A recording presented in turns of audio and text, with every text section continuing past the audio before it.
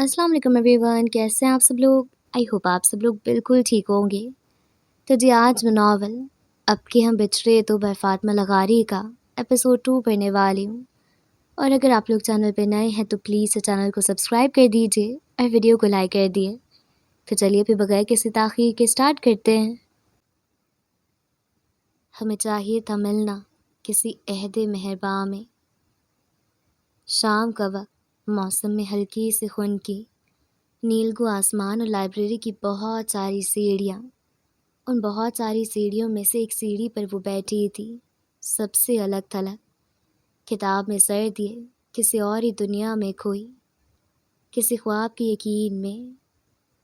کتاب میں لکھے کسی لفظ پہ ٹھہر گئی، چند پل خالی خالی نظروں سے اسے دیکھتی رہی، پھر کتاب بند کر کے گہری سانس لی، سر اٹھا کر سامنے دیکھا، نگاہیں کہیں چہروں سے ٹکراتی اسے ایک چہرے پر ٹک گئی۔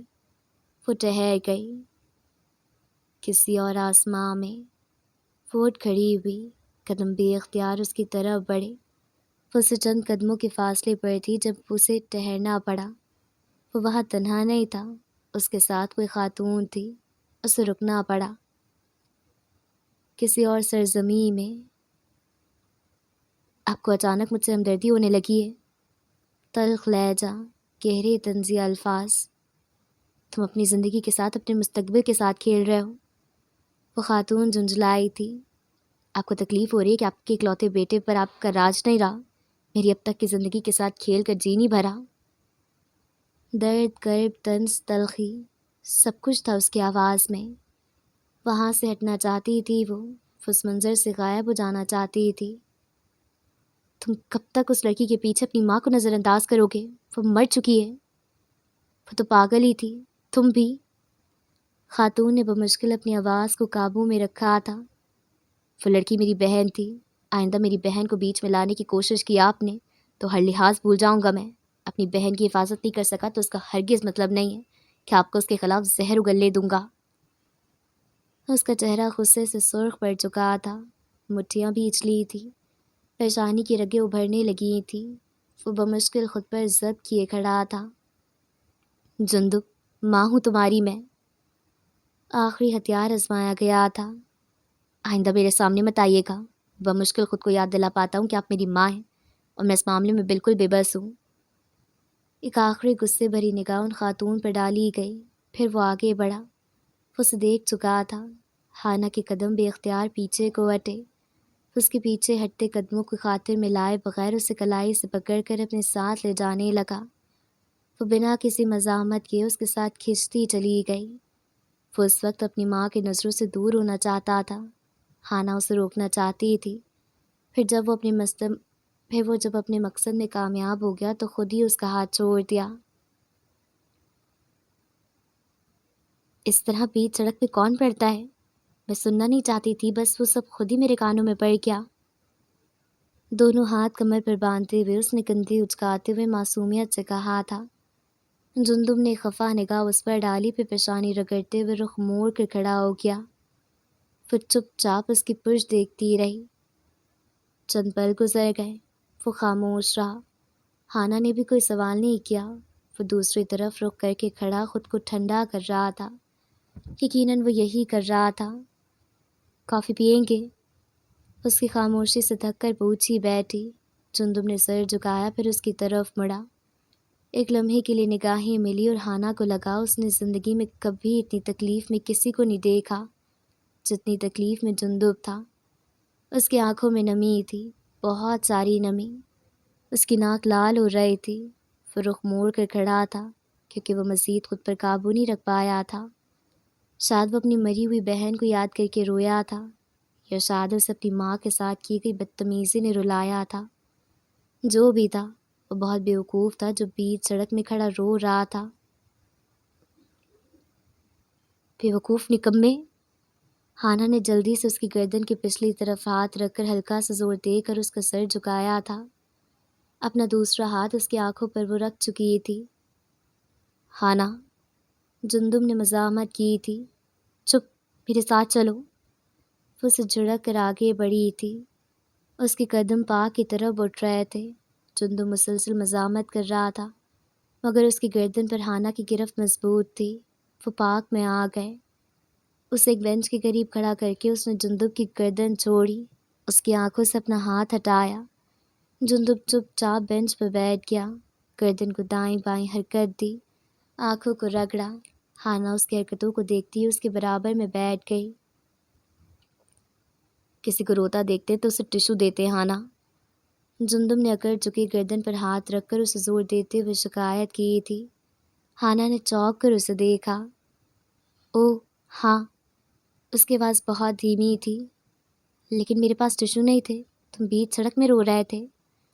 اسے جلدی سے اپنی حرکت کی وجہ یاد آ گئی۔ تم؟ جندب نے دائیں آئیبرو اٹھائے اسے دیکھا۔ میرے سامنے بچوں کی طرح رو رہے تھے، ابھی بھی آپ کا ہوں؟ وہ بسور کر پوچھا گیا۔ وہ سر جھٹک کر رہ گیا۔ You shouldn't have seen my worst side. وہ افسوس سے کہہ رہا تھا۔ I have seen your adorable side, sir. مسکرا کر کہا گیا تھا۔ جندب نے گردن ترچھی کر کے اپنے برابر میں بیٹھی ہانا کو دیکھا۔ وہ مسکرا رہی تھی، ایسے کہ اس کی آنکھوں نے بھی اس کا ساتھ دیا تھا۔ گزرے وقتوں نے تمہیں تھوڑا تلخ کر دیا ہے، مگر تمہارے سینے میں وہ دھڑکتا ہوا گوشہ آج بھی نرم ہے۔ ایسا نہ ہوتا تو آج میں ان آنکھوں میں نمی تیرتے ہوئے نہ دیکھتی جندب۔ تمہارے پاس یقیناً بہت سی وجوہات ہوں گی جن کی بنا پر تم نے اپنی ماں سے وہ سب کہا۔ بہت ہو گیا تھا، وہ تنہا رہا تھا، تنہائی کا عادی ہو گیا تھا۔ وہ نہیں جانتا تھا کسی کا بولنا اسے اس قدر بھا سکتا ہے۔ وہ نہیں جانتا تھا کوئی بولتا ہوا اس قدر پیارا لگ سکتا تھا۔ عرصہ ہوا اس نے اتنی نرمی سے، اتنے پیار سے انداز میں کسی پر نظریں جمائے چپ چاپ اسے بولتے ہوئے سنا تھا۔ وہ تو چلی گئی تھی، اپنے ساتھ جندب کی زندگی بھی لے گئی تھی، مگر اس وقت وہ کسی اور روپ میں اس کے روبرو بیٹھی تھی۔ وہ اس منظر کو اپنی نگاہوں کے سامنے سے ہٹتے نہیں دیکھنا چاہتا تھا، کبھی بھی نہیں۔ ہلکی اور ٹھنڈی سی ہوا، نیلگو آسماں، لوگوں کی چہل پہل، کسی کی دھیمی آواز، چند تسلی بھرے الفاظ، ایک نرم سی نگاہ، بس اتنی سی قیمت لگی تھی اس کے دل کی، اور وہ بک گیا۔ جندب اپنا دل ہار گیا۔ ہمیں چاہیے تھا ملنا کسی عہد مہرباں میں، کسی خواب کی یقین میں، کسی اور آسمان میں، کسی اور سرزمین میں۔ اس نے کہا تھا وہ دل ہار گیا تھا مصطفیٰ، پھر اس نے جان بھی ہار دی۔ وہ سسک اٹھی تو آنسو آنکھ سے نکل کر گاروں پر لڑک گئے۔ اسے تکلیف ہوئی تھی، دل میں درد اٹھا تھا۔ لبوں کو سختی سے دانتوں میں دبا کر وہ اپنی سسکیوں کو روکنے کی کوشش کر رہی تھی۔ تم جندب کی ماں سے ملی؟ مصطفیٰ نے کافی دیر کے وقفے کے بعد پوچھا تھا۔ ہاں، وہ وہیں تھی۔ جندب کا بے جان بازو جھنجھوڑ تھی، اس کی پیشانی کو دیوانہ وار چومتی، بے شمار آنسو بچاتی، ایک لاچار و بے بس ماں۔ میرا دل کر رہا تھا میں نے جندب سے دور ہٹا دوں، وہ انہیں پسند نہیں کرتا تھا۔ وہ بدقسمت ماں تھی جس نے اپنے اکلوتے بیٹے کو بھی اپنی عزت اور شہرت کے لیے قربان کر دیا۔ جندب کی موت کے بعد بس 2 ہفتے زندہ رہی تھی وہ۔ میرا دل کر رہا تھا میں جندب کو خود میں چھپا لوں، وہ کسی کو اس سے نہ ملنے دوں، کیونکہ یہ وہی دنیا تھی جسے چھپ کر جندب نے اس ویرانے میں پناہ لی تھی۔ میں کچھ بھی نہیں کر پائی۔ جندب کو ویران جگہیں پسند تھی، وہ ویران جگہوں میں سے ویران ترین جگہ پر چلا گیا ہے۔ میں گھٹ رہی ہوں، میں مر رہی ہوں مصطفیٰ۔ عادت پیراسائٹ کی طرح انسان کو اندر سے ختم کر دیتی ہے۔ میں گھل رہی ہوں، میں ختم ہو رہی ہوں، مجھ سے نہیں رہا جا رہا۔ اپنا سر دھیرے سے میز پر ٹکاتی وہ بے بس ہو گئی۔ دل میں اٹھتا طوفان تھا جسے اس نے بہت عرصے سے دبا رکھا تھا، آج غبارِ خاطر نکالا، مگر دل مزید بھاری ہو گیا تھا، بالکل اسی طرح جس طرح مصطفیٰ کے دل پر ایک دم بھاری بوجھان گرا تھا، اور جیسے کمرے کے کھلے دروازے پہ کھڑی وجیح کا دل۔ وہ دونوں اس کی آمد سے انجان تھے، مگر وہ کسی بات سے مزید انجان ہی رہ پایا۔ دروازے کے ہینڈل پر رکھے اس کے ہاتھ میں جان نہیں رہی، جسم ڈھیلا پڑ گیا۔ دروازہ کھلا چھوڑ کر وہ سست قدموں کے ساتھ وہاں سے ہٹ گیا۔ دیوار سے لگ کر کھڑے ہو کر اس نے گہری سانس لی تھی، آنکھیں جلنے لگیں، دھڑکنیں بے ترتیب ہوئیں۔ وہ جان ہار گیا، وہ ویران ترین جگہ پر جا سویا۔ اسے دنیا اور دنیا والے پسند نہیں تھے، عادتیں پیراسائٹ کی مانند ہوتی ہیں۔ ہانا کے الفاظ کسی باز گشت کی طرح اس کی سماعت سے ٹکرانے لگے۔ اس کے ہاتھ کانپنے لگے۔ بے اختیار اس کا ہاتھ کوٹ کی جیب کی طرف سرکا۔ جلدی سے سفید ڈبی برآمد کر کے اس نے اس میں سے ایک گولی نکال کر منہ میں رکھی تھی۔ آپ اپنی بہن کے قاتل کو معاف نہیں کر سکتے؟ قاتل بس وہی نہیں ہوتا جو جان سے مارتے ہیں۔ قتل جان لینے کے علاوہ بھی بہت طرح سے ہوتے ہیں۔ بہت سے جرائم قتل سے زیادہ سنگین ہوتے ہیں۔ اگر ایک ایک جرم گروانے بیٹھوں تو ساری دنیا میں کوئی ایک شخص بھی ایسا نہیں ملے گا جو میری بہن کا مجرم نہ ہو۔ میں ان ہزاروں کروڑوں مجرموں کو معاف کر سکتا ہوں تو اس ایک شخص کو کیوں نہیں جس نے میری بہن کی جان لے لی۔ اس اندر سے مرے تو عرصہ ہو گیا تھا وجی۔ اندر سے مرے ہوئے لوگ دیا جیسے نہیں ہوتے۔ وہ ایک آخری بار اس کی ہر بات کا انکار کرنا چاہتا تھا۔ دیا تم سے کبھی دیا بن کر ملی نہیں وجی۔ وہ کوئی اور تھی جو تمہیں اچھی لگتی تھی۔ جس دیا کو میں جانتا ہوں وہ راتوں کو سو نہیں پاتی تھی۔ وہ اپنے بھائی تک سے خوف زدہ رہی تھی۔ تم کچھ بھی نہیں جانتے وجی، کچھ بھی نہیں۔ ہاں تو بتائے نا کس وجہ کی بنا پر آپ اپنی بہن کے قاتلوں کو معاف کر رہے ہیں؟ وہ چیخا تھا، چلایا تھا، اور مقابل خاموش ہو گیا تھا۔ اس کی آنکھ سے ایک آنسو لڑک کر گال پر گرا۔ سر ذرا سا جھکا کر اس نے آنکھوں میں پگھلتی نمی کو اندر اتارنا چاہا۔ تبھی کسی کا ہاتھ اس کی گریبان پہ پڑا تھا۔ اس کے سامنے الف کھڑی تھی، سرخ چہرہ لیے، سوجی ہوئی آنکھیں، نمی آنکھوں میں تیرتی ڈھیروں نمی۔ وہ بے بس ہو گیا۔ اسے گریبان سے پکڑ کر آگے بڑھ گئی۔ وہ کسی مجرم کی طرح اس کے پیچھے قدم اٹھانے لگا تھا۔ کوئی تھا جو اس کے جرم سے آگاہ ہو چکا تھا۔ تو مجھے سچ بتاؤ گے وجی، صرف سچ؟ وہ اس کے کوٹ کا کالر پکڑے کھڑی تھی۔ اس کا وجود دھیرے دھیرے کانپ رہا تھا۔ آواز لڑکھڑا رہی تھی۔ وجی نے آج سے پہلے الف کو اتنا خوفزدہ نہیں دیکھا تھا۔ تم نے کچھ نہیں کیا تھا نا؟ تم قاتل نہیں ہو، ملزم تھے، ایسا ہی ہے نا وجی؟ نمکین پانی کا ایک قطرہ چپکے سے اس کے گال پہ لڑک گیا۔ وجی نے کچھ کہنا چاہا مگر آواز گھٹ گئی، الفاظ دم توڑ گئے۔ وہ کچھ نہیں کہہ پایا۔ بولو یار، بولو، یہ سب بکواس ہے۔ ایک 20-21 سال کا لڑکا کیسے کسی کی جان لے سکتا ہے؟ اور تم تو کسی جانور کو مرتا نہیں دیکھ سکتے۔ تم کیسے کسی جیتے جاگتے انسان کو موت کے گھاٹ اتار سکتے ہو؟ تم نہیں کر سکتے۔ سیاہ کالر پہ برف جیسے ٹھنڈے پڑتے ہاتھوں کی گرفت سخت ہوتی گئی۔ سیاہ آنکھوں میں نمکین پانی موتی کی طرح چمکنے لگا۔ وجی، خدا کا واسطہ ہے کچھ بولو، تم جان لے رہے ہو میری؟ وہ بے بس ہو گئی۔ اس کے کندھے پر سر ٹکاتی وہ سسک دی تھی۔ الف مضبوط لڑکی تھی، اور مضبوط سے مضبوط لوگ بھی اپنوں کے دیے گئے گاؤں سہ نہیں پاتے۔ تکلیف ہوتی ہے، وہ درد سے بلبلا اٹھتے۔ مصطفیٰ اس کی کمزوری تھا، لیکن وجی تو اس کی طاقت تھا نا۔ وجدان، اس کا بھائی تو اس کا سہارا تھا نا۔ وہ کیسے اسے توڑ کر رکھ سکتا تھا؟ مجھے وہ اچھی لگتی تھی، وہ میری بہت اچھی دوست تھی۔ وہ بہت مشکل سے الفاظ ادا کر رہا تھا، گلے میں کلٹی ابھر کر معدوم ہوئی تھی۔ الف نے چونک کر اسے دیکھا تھا۔ کہاں ملے تھے تم اس سے؟ کتابوں کے گھر میں، قدیم طرز پہ بنی جدید لائبریری میں۔ وہ زینوں پہ بیٹھی تھی، وہ ایک تتلی کی کہانی سنا رہی تھی۔ ایک تتلی جو سب سے مختلف تھی۔ اس کے پر 7 رنگوں کے تھے، دھنک کے 7 رنگ۔ کتابیں، کتابیں، کتابیں، ان سب کی کہانیاں کتابوں کے گرد گھومتی تھی۔ وہ لوگ بھی کتابی تھے، مختلف حساس اور انوکھے لوگ۔ وہ بس سینے پر نہیں بیٹھتا تھا جہاں ہانا نے اسے پہلی بار دیکھا تھا اور پھر بار بار دیکھا تھا۔ وہ سینے اتر کر کمرے کے درمیان میں رکھی بادشاہی کرسی پر بیٹھتا تھا۔ وہ اونچی کرسی جس کی عقب میں کھڑکی کھلی رہتی تھی، وہ کھڑکی جس سے سورج کی پہلی کرن چھن کر آتی اور کتابوں سے ٹکراتی، وہ کھڑکی جس سے آتی ہلکی ہوا کے جھونکے اکثر ہانا کے بالوں کے ساتھ کھیلا کرتے تھے۔ وہ اسی کھڑکی سے کچھ فاصلے پر بیٹھا کرتا تھا، نگاہیں ہاتھ میں موجود کتابوں پر ٹکی رہتی۔ حیرت انگیز بات تھی کہ جس دن اس نے اپنی جگہ بدلی تھی، وہ ہاتھ میں موجود کتاب کا ایک صفحہ بھی مزید نہیں پڑھ پایا تھا۔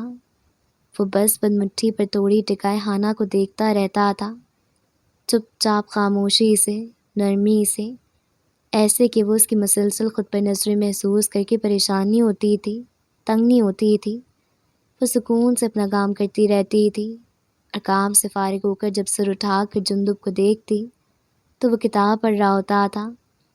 پھر یہ سب روز روز ہونے لگا، اتنی حد تک کہ 2 ہفتے گزر گئے، مگر جندب کے ہاتھ میں موجود کتاب نہ بدلی۔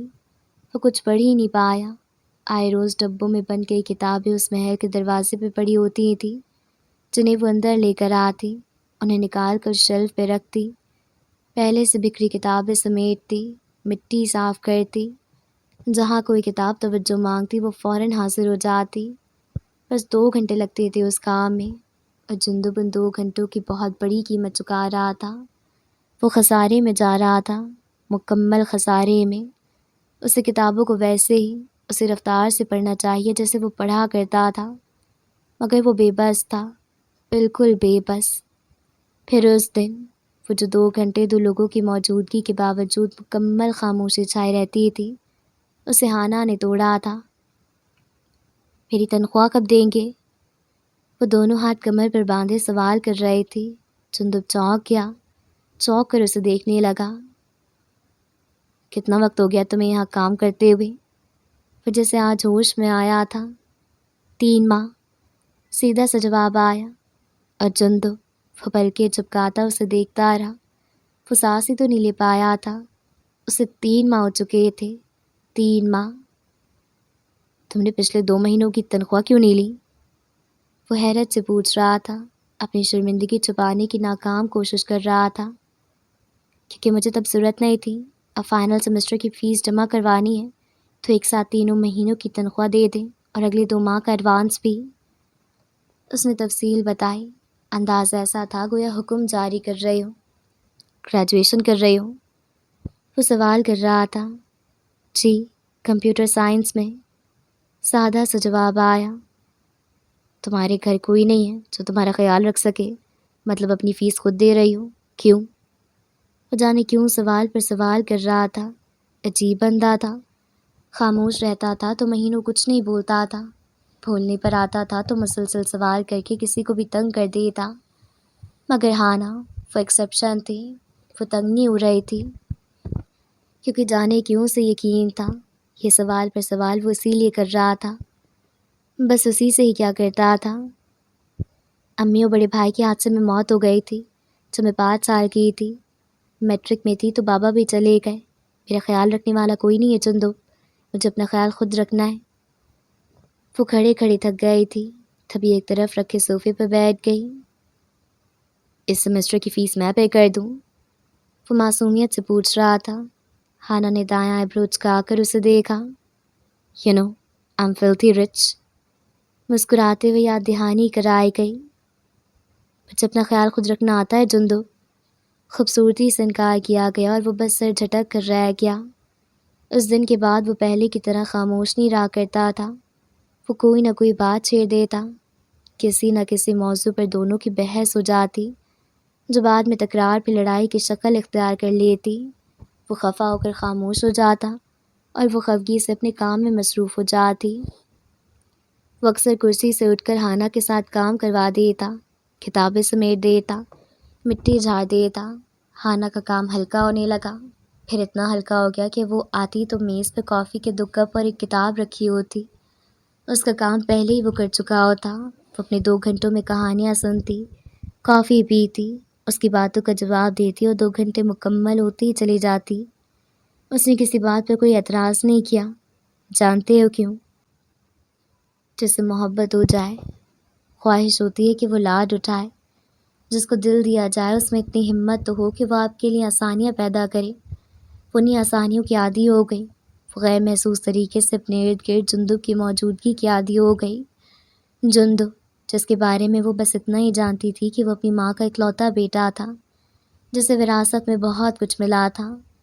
ہاں، وہ اپنے سوتیلے باپ کی اکلوتی اولاد نہیں تھا، اس کی ایک بہن تھی جو مر چکی تھی، اس کی ماں سارا کام سنبھال رہی تھی جو اس کے سوتیلے باپ سے اسے وراثت میں ملا تھا۔ ہر چیز اس کے نام تھی، اسے کمانے کی ٹینشن لینے کی ضرورت نہیں تھی، وہ ہفتے کے 4 دن اس محل میں ہوتا تھا اور 3 دن شہر میں ہوتا تھا۔ بس یہی کچھ تھا جو وہ جندب کے متعلق جانتی تھی، یا نہیں یہ سب وہ تھا جس کا کبھی کبھار جندب اپنی باتوں میں ذکر کیا کرتا تھا۔ وہ تو جندب کے متعلق بہت کچھ جانتی تھی۔ اسے کون سی کتاب پسند تھی؟ دا بک تھیف۔ وہ کافی بہت پیتا تھا، ہلکے رنگوں کو ترجیح دیتا تھا۔ سرمئی سا کردار تھا اس کا، نرم گرم سا تھا۔ اس کی آنکھیں گہرے بھورے رنگ کی تھیں جو اکثر دھوپ میں سحر انگیز لگتی تھیں۔ بال گہرے سیاہ تھے اور اکثر و بیشتر ماتھے پر بکھرے رہتے تھے۔ دراز قد تھا، مردانہ وجاہت رکھتا تھا۔ وہ اس کے بارے میں بہت کچھ جان گئی جو شاید وہ خود بھی نہیں جانتا تھا۔ وہ سب بھی جو بس غیر محسوس طور پر اس کی ذات کا حصہ تھا، وہ سب سے باخبر ہو گئی تھی۔ پھر ہانہ میں ایک اور تبدیلی آئی تھی۔ وہ 3 دن جو جندب شہر میں گزارتا وہ بے چینی میں گزرتے تھے۔ کام کرتے ہوئے نگاہیں بار بار اس بادشاہی کرسی کی طرف اٹھتی۔ میز پر کافی کا کپ نظر نہیں آتا اور نہ ہی کوئی کتاب۔ وہ خود کو ڈانٹتی ڈپٹتی مگر دل کو سمجھانا مشکل تھا، ناممکن تھا۔ اور دوسری طرف جندب، ان 3 دنوں میں ہر لمحہ اسے عذاب کا لمحہ لگتا تھا۔ انتظار عذاب ہی تو ہوتا ہے، وقت کٹتا ہی نہیں تھا۔ جانے کیسے حالات ایک سے رہے، ان کے ارد گرد دنیا بھی وہی تھی، لوگ بھی وہی، مگر دل کی دنیا بدل گئی تھی۔ وہ اس خوبصورت وادی جیسی ہو گئی جہاں ایک چشمہ بہتا تھا، رات میں سیاہ چادر پر تارے بکھر جاتے تھے، اس وادی کی طرح جو ہمیشہ پھولوں کی مہک سے مہکتی رہتی تھی۔ تازہ مہکتے پھول، مہکتے ہوئے سرخ گلاب۔ اس نے سرمئی آہنی دروازہ کھولا، ہوا کا ہلکا سا جھونکا آیا، سرخ گلابوں کی مہک نے اس کے آس پاس ہر شے کو مہکا دیا۔ نگاہیں سامنے اٹھی اور ٹھہر گئیں، قید ہو گئیں، الجھ گئیں۔ دل بے ایمان نکلا، دھڑکنیں سست پڑ گئیں، وقت شریر ہوا، ٹھہر گیا۔ میں آپ کو آپ کی گریجویشن مکمل ہونے پر دل کی عطا گہرائیوں سے مبارکباد دیتا ہوں، مسکراتے ہوئے کہا گیا۔ وہ حیرت سے اسے دیکھتی بے ساختہ ہنستی، اسے ہنستا دیکھ کر وہ نگاہیں جھکا کر بے ساختہ گہری ہوتی مسکراہٹ کو دبا گیا، چھپا گیا۔ ابھی میرے فائنلز میں پورا 1 ماہ ہے، ابھی میں گریجویٹ نہیں ہوئی جندب۔ مسکراتے ہوئے اس کی معلومات میں اضافہ کیا گیا۔ میں چاہتا ہوں 1 ماہ بعد سب سے پہلے میں تمہیں مبارکباد دوں، میں تمہارے لیے بہت سارے پھول لاؤں اور تم میرا تعارف کرواتے ہوئے کہو ہی از مائی ہسبینڈ۔ بس اتنی سی بات تھی۔ اس نے تیزی سے دھڑکتے دل کو سنبھالتے ہوئے بس اپنی خواہش کا اظہار ہی تو کیا تھا۔ معصوم سی تو خواہش تھی، پیارا سا انداز تھا، نہ رومانوی تھا نہ ڈرامائی۔ پھر بھی وہ سن ہو کر رہ گئی تھی، پھر بھی وہ یکٹک اسے دیکھے گئی، پھر بھی اس کی دھڑکنیں سست پڑ گئیں، وہ سانس نہیں لے پائی۔ میری یہ خواہش پوری ہو سکتی ہے آنا، بس یہ چھوٹی سی خواہش۔ وہ مسکرا رہا تھا، اس کی آنکھوں میں انوکھی چمک تھی، اور اس وقت آنا سب سمجھ گئی۔ وہ سرخ پھول لایا تھا کیونکہ وہ جانتا تھا جو فاتح ٹھہرے گا۔ وہ مسکرا رہا تھا کیونکہ اسے اپنی فتح کا یقین تھا۔ اس کی آنکھوں میں انوکھی چمک تھی کیونکہ وہ اپنی فتح دیکھ چکا تھا۔ ایسے ہی تو ہانا نے نظریں نہیں چرائیں تھیں، اس کے ٹھنڈے پڑتے گال ایسے ہی تو لال تھوڑی ہوئے تھے، بلا وجہ تھوڑی اسے الفاظ ڈھونڈنے میں مشکل پیش آئی تھی۔ اسے یقین تھا وہ جیت جائے گا، اور وہ جیت گیا۔ میری آگے کی پڑھائی کا خرچہ تم اٹھاؤ گے، میں تمہارا بہت سارا خرچہ کرواؤں گی اور تم مفت تک نہیں کرو گے، ڈیل؟ وہ مشکل آنکھوں میں آنکھیں ڈال کر خود کو پر اعتماد ظاہر کرتے ہوئے کہا گیا تھا۔ اف! جندب نے آنکھیں میچ لیں، اس کے کندھے ڈھیلے پڑ گئے، اور ہانا وہ ظالم کو دیکھ کر رہ گئی جو آنکھیں میچ کر ہنس دیا تھا، بے اختیار، بے ساختہ، سر جھٹک کر، نگاہیں جھکا کر، کھلکھلا کر۔ مسجد کا پرسکون ماحول، روح تک کو سرشار کرتی خاموشی، اس خاموشی میں مولوی کے کہے گئے کلمات، شانہ بشانہ، برابر برابر بیٹھے وہ 2 لوگ۔ ہانا سے کیا گیا ایک سادہ سا سوال، اور اگلے لمحے میں وہ جواب دے رہی تھی، قبول ہے۔ کتابیں، بہت ساری کتابیں، ان کتابوں کے عین درمیان میں رکھی بادشاہی کرسی پر بیٹھا وہ بند مٹھی پہ تھوڑی ٹکائے اسے دیکھ رہا تھا، اسے ہی جو کل کی بکھری کتابیں سمیٹ رہی تھی۔ کہانیاں تو پھر وہی امر ہوتی ہیں جہاں محبت ادھوری رہ جائے، وہ پرسوچ انداز میں کہہ رہا تھا۔ ایسا ہوتا تو لوگ لیزا اور سکندر کو بھول چکے ہوتے، دانیال خان و بیلا مجھے یاد نہ رہتے، مصروف سے انداز میں کہا گیا، اور وہ بغور اسے دیکھتا اس کی حاضر جوابی پر مسکرا دیا۔ تم چاہتی ہو ہر کہانی میں محبت کی تکمیل ہو؟ ہاں، ایک لفظی جواب تھا۔ تمہاری کہانی میں بھی؟ مشکوک سے سوال تھا۔ ضرور، اور یک لفظی جواب پر جو جندب کے دل پر مہر بن کر لگا تھا، وہی سوال دوبارہ دہرایا گیا۔ اس نے بھی اپنا جواب دہرایا، قبول ہے، اور اگلے ہی لمحے اس نے دوبارہ کہا، قبول ہے، اور اسے لگا وہ دنیا کے خوش قسمت لوگوں میں سے ایک ہے، ورنہ محبت حاصل کرنا کہاں آسان ہوتا ہے۔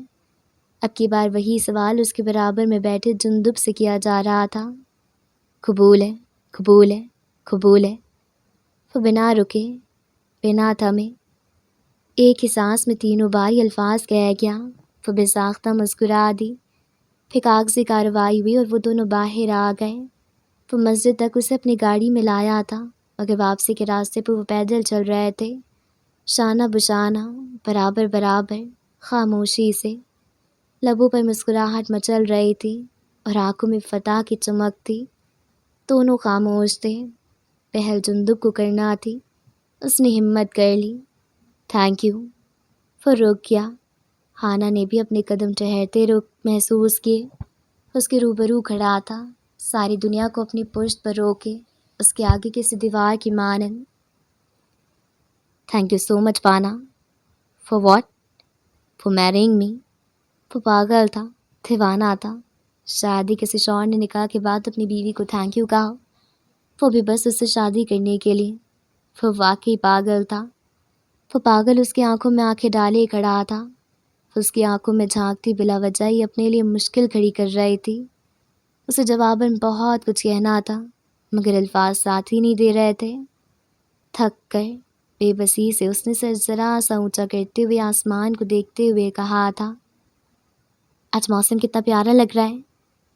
تم سے زیادہ پیارا تو نہیں، کھٹاک سے جواب آیا، اور وہ یوں بے ساختہ ہنس دی، کھلکھلا کر۔ پک اپ لائن، ایک سوال بھی ہے۔ جندب کے لبوں پر دوڑتی مسکراہٹ گہری ہوئی، ہانا نے سر کو جنبش دی، گویا بولنے کی اجازت دی۔ میں نے جو ہزاروں کتابیں پڑھی، ان میں سے کسی کتاب نے تمہارے دل میں اترنے کا راستہ نہیں بتایا، تم بتا سکتی ہو؟ خاصی سنجیدگی سے سوال کیا گیا۔ وہ مسکرائی، مسکراہٹ شرارت سے گہری ہوئی۔ وہ 2 قدم آگے بڑھی، درمیان میں بس ذرا سا، بالکل ذرا سا فاصلہ رہ گیا۔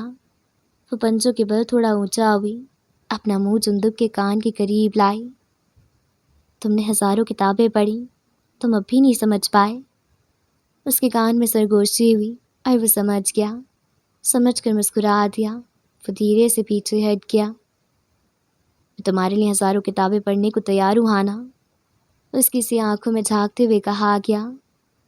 میں گھنٹوں بیٹھ کر تمہیں سننے کو تیار ہوں جندب، بس یہی عہد ہو گیا، بس یہی وہ 2 لوگ ایک ہو گئے۔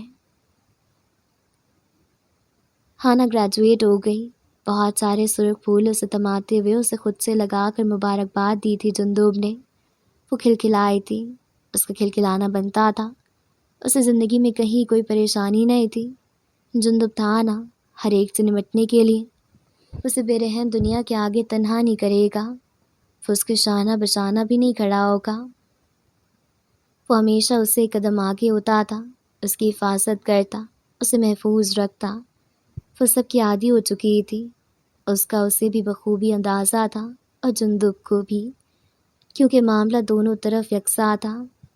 پھر اس رات جب وہ دونوں ہنا کی گریجویشن کی خوشی میں ریستوران میں بیٹھے تھے، جب باہر تیز طوفانی بارش ہو رہی تھی، جب ہانا کیک کاٹ رہی تھی، این اسی وقت کسی نے ہانا کی طرف بڑھتے جندب کے ہاتھ کو روکا تھا۔ وہ دونوں چونک کر اس لڑکے کو دیکھنے لگے جو بارش میں مکمل بھیگ چکا تھا، اس کی آنکھوں میں بھی پانی تھا، بارش کا پانی نہیں۔ وجی، جندب کرسی چھوڑ کر اٹھا تھا۔ ہانا نے اس کے چہرے پہ کئی رنگ آتے اور جاتے دیکھے تھے۔ سکی بہن نہیں تھی نا، تبھی بھول گئے۔ آپ کو جینے کے بہت سارے میسر ہیں، مگر میرے پاس کوئی اور دوست نہیں ہے۔ کیسے بھول سکتے ہیں آپ دیا کو، جبکہ وہ آپ پر جان دیتی تھی جندب؟ دھیمی اور کانپتی آواز میں بولتا وہ یکدم چلایا تھا۔ آنکھوں سے 2 آنسو لڑک کر گرے تھے۔ تم مجھے ہر بار حیران کر دیتے ہو وجی، تم مجھے شک میں ڈال دیتے ہو کہ تم واقعی دیا کے دوست ہو۔ جندب کے لہجے میں دکھ تھا اور اس دکھ نے وجی کی آنکھوں میں موجود آنسوؤں کو خشک کر دیا تھا۔ وہ اپنی جگہ کھڑا کا کھڑا رہ گیا۔ جندب ہانا کا ہاتھ تھامے وہاں سے نکل گیا، اور وجی کو لگا تھا اس نے لفظ نفرت کے معنی پہلی بار سمجھے تھے۔ اسے لگا تھا اس نے پہلی بار نفرت جیسے احساسات کو محسوس کیا تھا، اور یہ احساس صرف احساس جندب کے لیے تھا، بس اسی کے لیے۔ بابا کے ساتھ ماں کی دوسری شادی تھی۔ میں ماں کا بیٹا ہوں، دیا بابا کی بیٹی تھی۔ مجھ سے 7 سال چھوٹی، مجھ سے جان سے زیادہ عزیز بہن۔ میں 10 سال کا تھا اور دیا 3 کی، جب ایک حادثے میں بابا کی موت ہو گئی۔ بابا جاتے جاتے سب کچھ میری ماں کے نام کر گئے۔ بابا کا خاندانی کاروبار سنبھالنا اور پھر بابا کے خاندان والوں سے اپنا آپ منوانا بہت مشکل تھا ماں کے لیے۔ ان کے پاس وقت نہیں تھا، نہ میرے لیے نہ دیا کے لیے۔ دیا کو میں نے پالا تھا نا، وہ میرے ہاتھوں میں بڑی ہوئی تھی۔ میں اپنے بچپن میں ہی بہت بڑا ہو گیا تھا۔ مجھے کچھ یاد نہیں تھا سوائے اس کے کہ میں دیا کا بڑا بھائی ہوں۔ وہ لاڈلی تھی میری، وہ نازک گڑیا جیسی تھی ہانا۔ پھر میری گڑیا بے رحم دنیا کے ہاتھ لگ گئی، اسے نہیں بچا پایا۔ وہ آنسو اس کی آنکھوں سے نکل کر تھوڑی سے پھسلتے داڑھی میں جذب ہو گئے۔ کافی کے کپ پر ہانا کی گرفت سخت ہو گئی تھی۔ وہ دوسری بار جندب کو اس قدر بکھرا ہوا دیکھ رہی تھی، وہ آنسوؤں کو چن لینا چاہتی تھی۔ میں اس دن ماں کے اکلوتے وارث کے طور پر میڈیا کے سامنے کھڑا تھا، اور دوسری طرف دیا اپنی حفاظت کے لیے اپنے بھائی کو پکار رہی تھی۔ وہ 16 سال کی تھی ہانا۔ میں نے اس تک پہنچنے میں 4 دن لگائے تھے۔ ان 4 دنوں میں اس نے کیا کچھ چاہا ہوگا، یہ سوچ کر مجھے خود سے نفرت ہوتی ہے۔ مجھے دنیا کے ہر ایک شخص سے نفرت ہوتی ہے۔ مجھے اس ملک کے قانون سے، ایسے مجرموں کو پروان چڑھانے والے معاشرے سے، اپنی آزاد کرنے والی وحشیوں سے مجھے وحشت ہوتی ہے ہانا۔ مجھے یقین تھا وہ مجھے دیکھ کر میری طرف آئیں گے۔ وہ روئے گی، مجھے ڈانٹے گی کہ میں کہاں تھا جب اس نے پکارا، مگر وہ میرے پاس نہیں آئی۔ وہ مجھ سے ڈر کر پیچھے ہٹی، وہ خود میں سمٹ گئی۔ 15 دن، 15 ہفتے، 2 سال لگے تھے ہانا دیا کو صرف یہ یقین دلانے میں کہ میں اس کا بھائی ہوں، اس کا محافظ ہوں، اور یہ کہ میں اس دنیا کا واحد شخص ہوں جو اسے کبھی نقصان نہیں پہنچائے گا۔ 2 سال ہانا، 2 سال لگے تھے دیا کو واپس لوٹنے میں۔ دیا کے مجرموں کا کیا بنا؟ اس کے سوال پر جندب نے چہرہ ترچھا کر کے اسے دیکھا تھا۔ وہ ماں کی سگی اولاد نہیں تھی، تبھی انہوں نے اس کی عزت کو اپنی عزت، دولت اور شہرت کو بھیٹ چڑھا دیا۔ تم نے کبھی ایسی عورت دیکھی ہے ہانا؟ وہ کانپ اٹھی تھی، آنکھیں بے یقینی سے پھیلی تھی۔ وہ کچھ کہہ نہیں پائی، اسے لگا وہ کبھی کچھ کہہ نہیں پائے گی۔ تم مجھ سے پوچھتی ہو نا میں کتابیں کیوں پڑھتا ہوں، میں یہی سوال دیا سے پوچھا کرتا۔ وہ کہتی تھی، کبھی جیتے جاگتے انسان سے پوچھا ہے جان بھائی کہ کیوں جی رہے ہو؟ ہماری دنیا بہت بے رحم ہے۔ اچھا لگتا ہے یہ جان کر کہ اس بے رحم دنیا میں سروائیو کرنے کے لیے صرف ہم ہی ہاتھ پاؤں نہیں مار رہے، بہت سے لوگ ہیں، مختلف کہانیاں ہیں۔ آسرا ملتا ہے یہ جان کر کہ ہر ایک اپنی اپنی جنگ لڑ رہا ہے۔ اچھا لگتا ہے یہ جان کر کہ میں تنہا نہیں ہوں۔ آنکھوں میں نمی لیے سر ذرا سا جھکاتے ہوئے وہ ہلکا سا مسکرایا تھا۔ اس تمام عرصے میں پہلی بار جان بھائی کہتی تھی وہ مجھے۔ مسکراتے ہوئے فخر سے بتایا گیا۔ وہ اس کے انداز پر مسکرا دیا تھا۔ یہ کتابیں، یہ شہر سے دور محل میں نے دیا کے لیے بنوایا تھا۔ بابا کی پرانی حویلی تھی یہاں، جسے رینوویٹ کروایا تھا۔ ایک ایک کتاب خود خریدی تھی اور یہاں رکھی تھی۔ ہفتے کے 5 دن دیا یہاں پائی جاتی تھی، کسی نہ کسی کتاب میں سر دیے، کسی نئی دنیا میں گم، اور 2 دن شہر کی لائبریری میں وہاں کہانیاں سنانے جاتی تھی۔ وہ داستان گو تھی، اور اس کی داستان سننے والے 6 سے 7 سال کی عمر کے بچے ہوتے تھے۔ وجی نے اسے وہیں دیکھا تھا۔ میں بہت بحران ہوا تھا جب اس نے مجھے وجی کے متعلق بتایا تھا۔ جان بھائی، آئندہ سے میں صرف 4 دن یہاں آؤں گی. شہر میں میرے دوست مجھے یاد کرتے ہیں. ایک ادا سے اپنا سر میرے کندھے پر ٹکاتے ہوئے کہا تھا اس نے. کون سے دوست ہیں یہ جن کی اتنی پرواہ کی جا رہی ہے؟ فجی نام ہے اس کا، بس 1 سال چھوٹا ہے مجھ سے. یہ میرا بہت اچھا دوست ہے، بہت اچھا لڑکا ہے. تم جانتی ہو دیا، ایسی باتوں پر غیرت کے نام پر قتل ہو جاتے ہیں. ہوتے ہوں گے، مجھے کیا؟ وہ لاپرواہی سے کہہ رہی تھی. میں نے تمہیں بہت سر پر چڑھا لیا نہ دیا. آپ جیلس ہو رہے ہیں جان بھائی، آپ وجی سے جیلس ہو رہے ہیں. وہ غلط تھی ہانا، وجی سے جیلس نہیں ہو رہا تھا، بس تھوڑا ڈر رہا تھا. دیا بہت مشکل سے زندگی کی طرف لوٹی تھی، اسے دوبارہ ٹوٹنے نہیں دیکھ سکتا تھا. میرا ڈر جائز تھا مگر بس ڈر ہی رہا. وجی واقعی اچھا لڑکا تھا، وہ دیا کا خیال رکھتا تھا، اس کے ساتھ دیا محفوظ محسوس کرتی تھی. وہ دونوں ساتھ بیٹھ کر کہانیاں سنا کرتے تھے. وہ ایک لمحے کے لیے رک گیا، ٹھہر کر اسے دیکھا جس کی طرف رک کے مکمل توجہ سے اسے سن رہی تھی. وہ کئی پل خاموشی سے بس اسے دیکھتا رہا. یوں لگا جیسے اسے الفاظ کا چناؤ کرنے میں دقت ہو رہی ہو، جیسے وہ بہت تکلیف دہ مراحل سے گزر رہا ہو. اٹس اوکے جندب، خود کو تکلیف میں مت ڈالو، وہ نرمی سے کہہ رہی تھی. جندب نے دھیرے سے اپنا سر اس کے کندھے پر ٹکا دیا. تمہیں پتہ ہے ہماری کہانی کا ولن کون ہے؟ اس کے سوال پر ہانا نے کوئی جواب نہیں دیا. وہ اس وقت بس اسے سننا چاہتی تھی، اسے بولنے دینا چاہتی تھی. میری ماں. اس کے لہجے میں ایک دم سے تلخی آ گئی. وہ دیا کا سودا کرائیں تھی ہانا، دیا کے مجرموں سے ہی اس کا سودا کرائیں تھی. وہ بہت بڑے خاندان کا لڑکا تھا، اس سے دیا کی شادی میری ماں کے کئی خواب پورے کروا سکتی تھی. وہ جانتی تھی میرے زندہ ہوتے ہوئے یہ ناممکن تھا، تبھی میری غیر موجودگی میں وہ لوگ شادی طے کرنے آئے تھے. مجھے بہت زیادہ تکلیف ہوتی یہ سوچ کر اس دن میری ماں نے دیا کے مجرم کو دیا کے سامنے کھڑا کر دیا تھا. سوچو دیا کس کرب سے گزری ہوگی. وہ مجھ سے بھی بہت زیادہ تکلیف میں تھی، تبھی وہاں سے بھاگ گئی. اسے میری ضرورت تھی آنا، مگر میں وہاں موجود نہیں تھا. سڑک پر بھاگتے ہوئے وہ کسی گاڑی تلے کچلی گئی اور میری دنیا ختم ہو گئی. وہ سن رہ گئی تھی، اسے اپنی آنکھوں میں نمی کی دبیز تہ بچھی محسوس ہو رہی تھی. زکام زدہ سی سانس لے کر اس نے سر اونچا کر کے آسمان کو تکتے ہوئے قیاسوں کو اندر اتارا تھا. ہانا، میں ماں سے نہیں لڑا تھا. دیا کا قاتل پکڑا گیا مگر میں نے اسے معاف کر دیا. میں ظالم ہوں نا ہانا، میں بہت برا ہوں نا. اس کی آواز میں نمی گھل رہی تھی. ہانا سختی سے آنکھیں میچ گئی تھی. بس عورت کو کچھ نہیں کہہ پایا کیونکہ میری رگوں میں اس کا خون دوڑ رہا تھا. میں اس خون کو نکال کر کیسے پھینکوں؟ میں اس بات کا انکار کیسے کروں کہ وہ عورت میری ماں ایک انسان کہلائے جانے کے قابل بھی نہیں، اور وہ شخص جو نشے میں ڈرائیونگ کر رہا تھا اس کا قصور نہیں تھا ہانا، وہ قاتل نہیں تھا. دیا خود اس کی گاڑی کے آگے آئی تھی، دیا نے خود اپنی جان لی تھی. میں کس کو ذمہ دار ٹھہراتا، کس کا گریبان پکڑتا؟ مجھ سے میں یہاں ہر دوسرا انسان دیا کا مجرم ہے. میں کس کس کو موت کی سزا دلواتا ہانا؟ اگر اس دنیا میں انصاف ملنا ممکن ہوتا تو دیا اس سب سے گزرتی ہی نہ، اس سب کی نوبت ہی نہ آتی اور میری دیا میرے ساتھ ہوتی. کہ آنسو تھے جو جندب کے رخساروں پر بہتے داڑھی کے بالوں میں جذب ہو رہے تھے. اس نے دھیرے سے اپنا سر ہانا کے کندھے سے ٹرایا. مجھے یہاں درد ہوتا ہے ہانا، وہ دل کے مقام پر رنگشت شہادت رکھتے ہوئے کہہ رہا تھا. نہ آنکھیں سرخ پڑ رہی تھیں، آواز کانپ رہی تھی. میں نے تمہیں کہا تھا نا مجھے ہیپی اینڈنگس اچھی نہیں لگتی، کیونکہ اس دنیا میں ہیپی اینڈنگ نہیں ہوتی. میں چاہ کر بھی امید نہیں لگا پاتا کہ میری کہانی کی ہیپی اینڈنگ ہوگی. مجھے لگتا ہے میں ختم ہو رہا ہوں ہانا، میں مر رہا ہوں. اسے سا گٹھا تھا. وہ تیزی سے جندب کے منہ پر اپنا ہاتھ رکھ گئی تھی.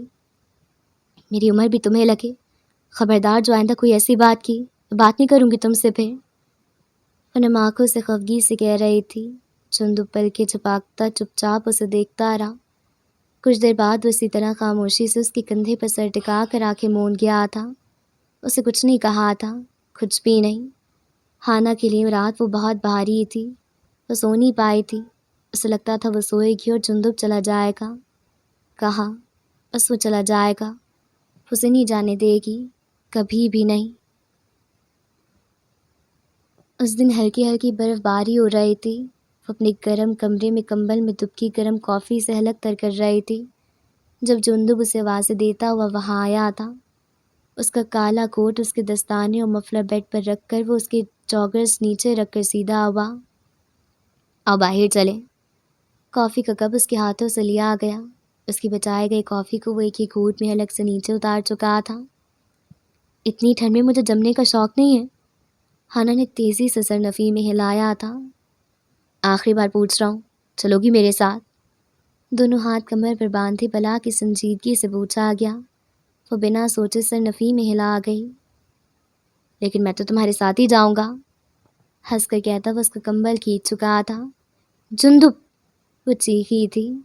میرے کان جم گئے، میں کچھ نہیں سن پا رہا۔ وہ پنجوں کے بل بیٹھا اسے جاگرس پہناتا رہا تھا۔ جندب، میں بیمار ہو جاؤں گی، لہجے میں محبت کھول کر معصومیت سے پلکیں جھپکائے کہا گیا۔ مجھے تمہاری خدمت کا موقع مل جائے گا۔ اسے جاگرس پہنا کر وہ اٹھ کھڑا ہوا۔ بیڈ پر رکھا سفید لانگ کوٹ اٹھا کر اسے بیڈ سے کھڑا کیا۔ کوٹ اس کے کندھوں پر ڈالا، سرخ مفلر اس کی گردن کے گرد لپیٹا، اس کے ہاتھوں پر دستانے چڑھائے، پھر رک کر سر دوپہر اس کا جائزہ لیا۔ اس تمام عرصے میں ہانا خفا خفا نظروں سے اسے دیکھتی رہی تھی۔ جندب کچھ کمی محسوس کر کے کبڈ کی طرف بڑھ گیا۔ وہاں سے وہ گرم ٹوپی برآمد کر لایا۔ سفید رنگ کی ٹوپی کس کر اس کے سر پر ٹکا دی۔ پرفیکٹ۔ ستائشی نظروں سے اسے دیکھا گیا۔ جندب، وہ تل ملائی تھی۔ جندب کی جان، آؤ تمہیں میں اپنے شہر کی سیر کرواؤں۔ اس کے شانے پر بازو پھیلائے وہ اسے ساتھ لیے کمرے سے نکل گیا۔ کچھ ہی دیر میں وہ دونوں سڑکوں کی خاک چھان رہے تھے۔ جندب خوش تھا، بہت خوش تھا۔ اسے مصروف سے بازار میں لایا تھا۔ ہر دوسرے اسٹال پر اسے ہانا کے لیے کوئی چیز اچھی لگ جاتی۔ ہر تھوڑی دیر میں اسے بھوک کا احساس ہوتا۔ وہ اسے روکتی، منع کرتی، وہ اس کی ایک نہیں چلنے دیتا، اور پھر اس نے حد کر دی تھی۔ یہاں کی آئس کریم کھائی ہے تم نے کبھی؟ نہیں نہیں، اس ٹھنڈ میں تم مجھے آئس کریم نہیں کھلاؤ گے؟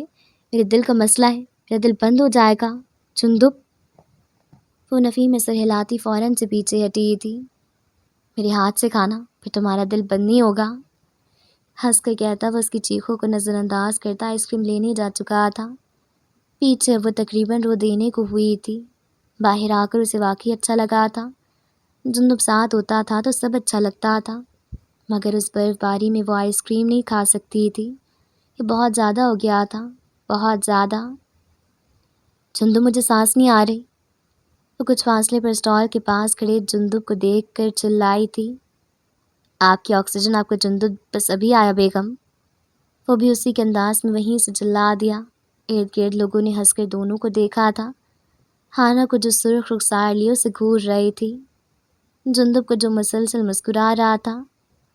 میری دھڑکنیں تھم رہی ہیں، اس نے ایک آخری کوشش کی تھی۔ تو مجھے مت دیکھے نا بیگم۔ او جندب، اس کے ٹماٹر جیسے گال دیکھ کر گردن گرا کر ہنسا تھا۔ وہ دونوں آس پاس کھڑے کئی لوگوں کی نظر میں آئے تھے۔ جندب کو آئس کریم مل گئی۔ وہ مسکراتے ہوئے نظریں اس پر جمائے اس کی طرف آ رہا تھا۔ وہ خفگی سے اسے گھور رہی تھی۔ جلدی سے منہ کھولو، جلدی سے۔ وہ گہری سانس لے کر رہ گئی۔ وہ ایک ہاتھ سے خود آئس کریم کھا رہا تھا، دوسرے سے اسے کھلا رہا تھا۔ اتنی مزیدار آئس کریم تم نے زندگی بھر نہیں کھائی ہوگی۔ وہ اپنی آئس کریم ختم کر چکا تھا۔ اس کی بات پر ہانا مسکرا دی۔ اس نے واقعی میں آج سے پہلے اتنی مزیدار آئس کریم نہیں کھائی تھی۔ اسے واقعی آج سے پہلے آئس کریم میں اتنا مزہ نہیں آیا تھا۔ اب میں جم رہی ہوں، دیکھو میری ناک برف جیسی ٹھنڈی ہو رہی ہے اور دل بھی بند ہونے لگا ہے۔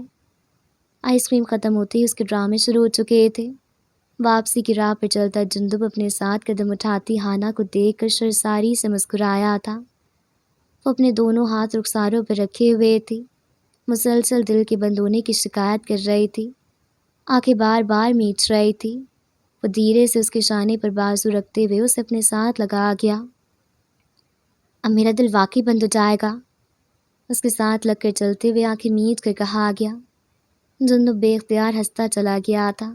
اسے ہنستا دیکھ کر لب دانتوں میں دباتے ہوئے وہ اس کا بازو دبوچ گئی تھی۔ اور اب میرا بھی دل بند کر دو گی؟ تم نے تو کہا تھا تمہارا دل مجھے دیکھ کر دھڑکتا ہے، جب تک میں ہوں یہ کبھی بند نہیں ہوگا۔ پورے یقین سے کہا گیا۔ وہ اس کی بات پر کھل کر مسکرا دیا تھا۔ اگلے چند پل خاموشی کی نظر ہوئے تھے۔ یوں ہی اس کے ساتھ قدم بڑھاتے ہانا کی نگاہیں پھولوں کی دکان پر ٹکی تھی۔ اس کے اٹھتے قدم تھم گئے۔ جندب نے بھی ٹہر کر اس کی نگاہوں کی توقع میں دیکھا۔ کارڈ دینا اپنا۔ اس نے اپنا ہاتھ جندب کے آگے کیا۔